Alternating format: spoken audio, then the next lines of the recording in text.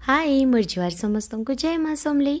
चलो आज बनामा आमे मुग सिझार रेसिपी जेनतिले मैं इन गिनारे मापिकी गिने बागी नहीं जाइछे मुग आमर जेन छाली थिबार वाला मुग तापरे ताके इन बतरे देली 5-6 घंटा लगी। जेते बेसी बतरामा ना मुग सिझा हेते टेस्टी लागसी।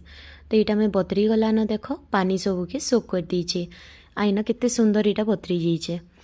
इन बतरी गला परे इटा के मैं पकईदेली प्रेशर कुकर रे ए आउ गिलासे पानी देदेली।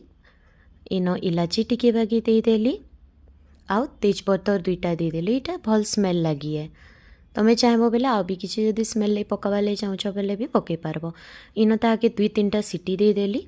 देख यहाँ 2-3टा सीटी देकर आसीगलान सियाड़े नड़िया टिके कोरिकी रखी हेतकी भितरे इन तार परे गुरस टिके पकईदेली। इटा जेहेतु पूरा नहीं सिझी टिके आ सिझबा तो हेतिले गुरस रे भी पकईदेली कहीं गुरसटा टेस्ट टिके लागबा बेसी।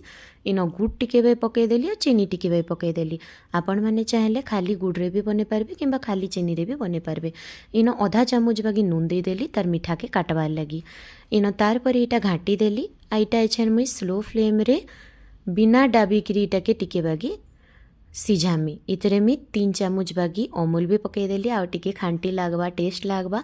आमे छुआ थिला बेले ना मोर आई जे थिला माने मोर मार माँ जे थिला से मुग सिझा बहुत बढ़िया बनाए तो मुई इटा तार नु देखिकी शिखीचे। ई जगार देख इटा धीरे धीरे बॉयल होचे। इटा एंदा धीरे धीरे करिकी टिके नरम हेबा। एछन देख आदे ही गलान आमर मुग सिझा रेडी।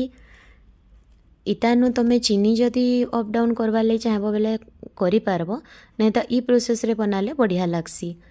तार परे इन हेगला परे नड़िया जेन कुरिकी रखी हेटा भी टिके बागी पकईदेली। इटा तो माने किए पकासन में नहीं जानी लेकिन इटा नड़िया केनता टिके कुरिकी पकाले ना बढ़िया लागसी। टिके टिके चाबुले मझे मझे ते आसुले देख केते सुंदर से बनीगला मोर मुग सिझा।